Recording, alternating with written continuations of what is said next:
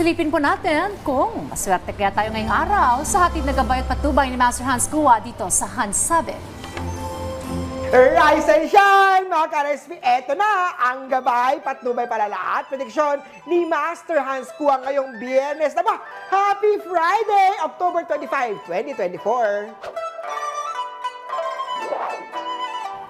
Para sa mga pinanganak ng Year of the Rat, matuto pong maging maingat kapag naghahanap ng pag-ibig sa social media. Huwag magpabiktima at siguraduhin sincere at totoo ang nakakausap. Pitch at 5 ang swerte kay Year of the Rat. Ox naman tayo, lalago pa lalo ang family business, lalo na kung magkakasundo-sundo ang mga tao. Blue at 8 ang swerte kay Year of the Ox.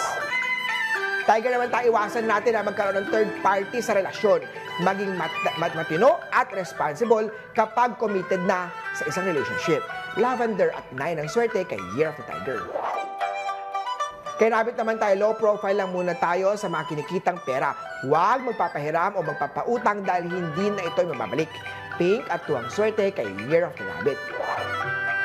Kay Dragon naman tayo, huwag padalos-dalos sa mga gawain, mga desisyon mo. Mag-ingat sa mga wrong investment. Green at 3 ang swerte kay Year of the Dragon.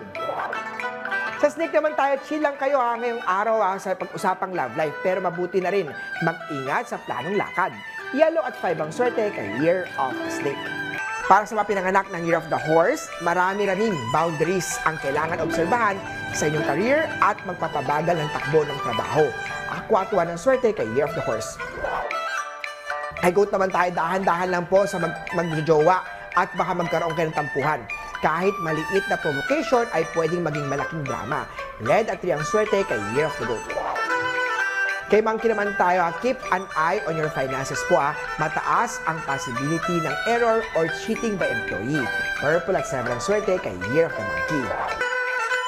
Rooster naman tayo, sa may mga nasa existing relationship na po remain loyal kay partner. Sa mga single naman, huwag ipagpatuloy ang pakikipag-usap sa iba kung hindi ka naman seryoso. Magenta at 4 ang swerte kay Year of the Rooster.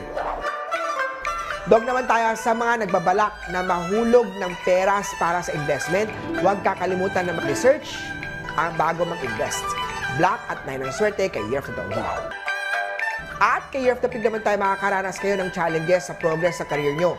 At may feel nyo po na pinipigilan kayo ng self-expression. Laban lang tayo with positivity. Orange at 3 ang swerte kay Year of the Piggy. Muli po, ito po yung mga gabay, patnubay, palala at prediksyon lamang ni Master Hans Kua. Nasa inyong mga kamay na asalalay ang inyong tagumpay. Kaya always be positive at i-claim ang mga swerte, mga ka-RSP.